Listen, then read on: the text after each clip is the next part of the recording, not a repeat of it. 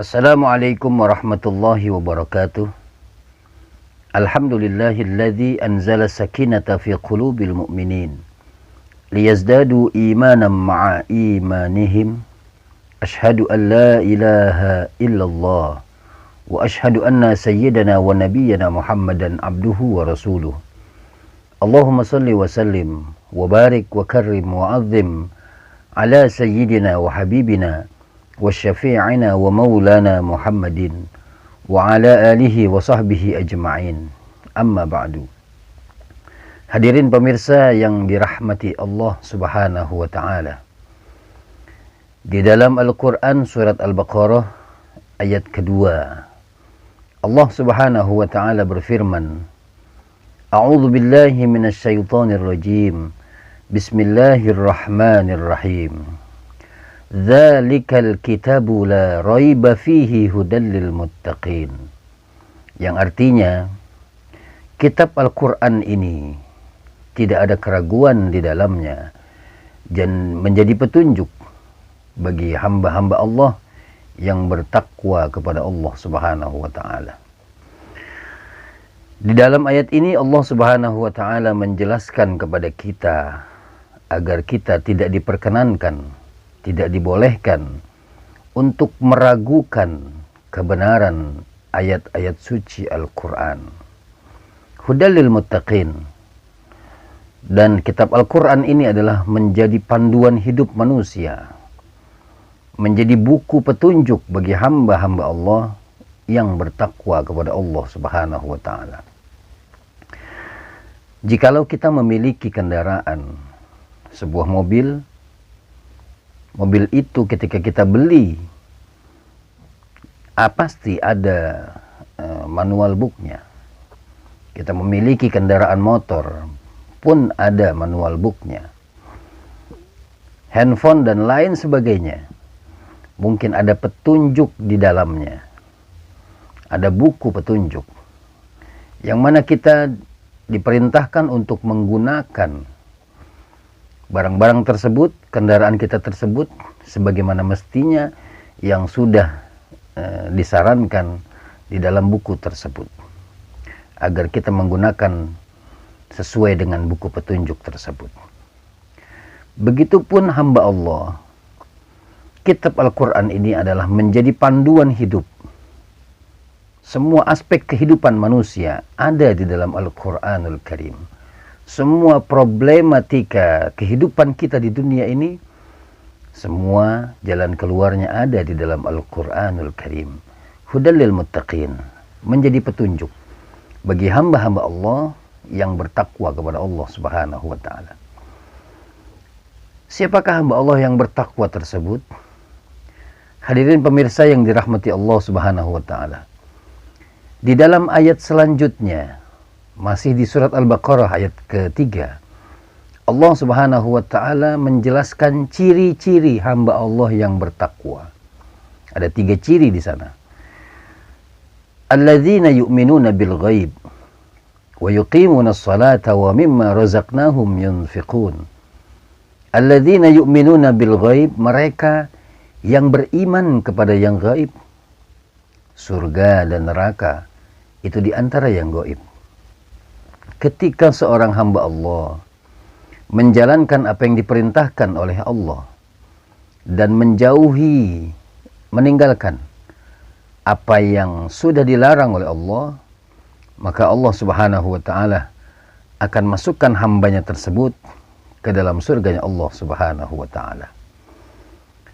Dan sebaliknya, ketika seorang hamba Allah menjalankan apa yang sudah dilarang, sebaliknya meninggalkan apa yang sudah diperintahkan oleh Allah dan Rasulnya, maka Allah Subhanahu wa ta'ala akan masukkan hambanya tersebut ke dalam nerakanya Allah. Na'udzubillah, summa na'udzubillah. Hari kemudian pun di antara yang gaib, para malaikat Allah, dan yang maha gaib adalah Allah Subhanahu wa ta'ala. Itulah ciri yang pertama dalam ayat ketiga surat Al-Baqarah ini. Alladzina yu'minuna bil ghaib, mereka yang beriman kepada yang gaib. Yang kedua, wa yuqimuna shalah, mereka yang mendirikan, mereka yang menunaikan amal ibadah salat. Inna salata tanha anil fahsya'i wal munkar. Salat itu sendiri bisa mencegah kita seorang hamba Allah daripada perbuatan-perbuatan keji dan munkar. As-salatu imaduddin. Salat itu tiangnya agama. Hadirin pemirsa yang dirahmati Allah, apakah dengan kita mengerjakan salat Allah semakin mulia? Apakah dengan kita mengerjakan amal ibadah salat Allah semakin beruntung? Tentu tidak. Atau sebaliknya, apakah dengan kita meninggalkan amal ibadah salat Allah akan merugi? Atau Allah akan turun tingkat kemuliaannya ketika seorang hamba Allah meninggalkan amal ibadah salat? Pun juga tidak. Kerugian dan keuntungan seorang hamba Allah ketika dia mengerjakan atau meninggalkan amal ibadah salat tersebut kembali kepada hamba Allah yang meninggalkan atau mengerjakan amal ibadah tersebut. Itulah ciri hamba Allah yang kedua dari orang-orang yang bertakwa kepada Allah, wa yuqimuna shalah, mereka yang menunaikan, mengerjakan amal ibadah salat. Dan yang pertama kali dihitung nanti pada hari kemudian, hari pertanggungjawaban di hadapan Allah adalah amalan ibadah salatnya. Hadirin pemirsa yang dirahmati Allah, lalu kemudian ciri yang ketiga menurut ayat ketiga surat Al-Baqarah ini, wa mimma razaqnahum yunfiqun, mereka yang mau menafkahkan sebagian rizkinya yang sudah kami anugerahkan untuk di jalan yang diridhai Allah Subhanahu wa taala. Saat ini di tengah pandemi COVID-19, di sisi lain ada hamba Allah yang membutuhkan uluran tangan. Mereka kehilangan lapangan pekerjaan, kehilangan penghasilan. Tentunya mereka butuh untuk mencukupi kehidupan dan menyambung hidup ke depan. Namun di sisi lain, ada di antara kita, dan mungkin banyak saat ini, yang kelebihan harta. Mereka mau menyisihkan sebagian hartanya untuk membantu saudara-saudaranya. Inilah konsep ajaran agama Islam. Syariat yang diajarkan oleh baginda Nabi Muhammad SAW, mau berbagi kepada sesama ketika saudaranya membutuhkan, yang memiliki lebih harta, yang memiliki harta lebih, maka dia membantu saudara-saudaranya yang membutuhkan. Indahnya ajaran agama Islam luar biasa. Hadirin pemirsa yang dirahmati Allah Subhanahu wa taala, itulah tiga ciri hamba Allah yang dimaksudkan oleh Allah di dalam surah Al-Baqarah ayat kedua dan ayat ketiga. Semoga Allah Subhanahu wa taala jadikan kita hambanya yang senantiasa beriman kepada yang gaib. Kita meyakini akan adanya hari pembalasan, akan adanya hari pertanggungjawaban di hadapan Allah Subhanahu wa taala, dan kita meyakini akan keberadaan para malaikat-malaikat Allah.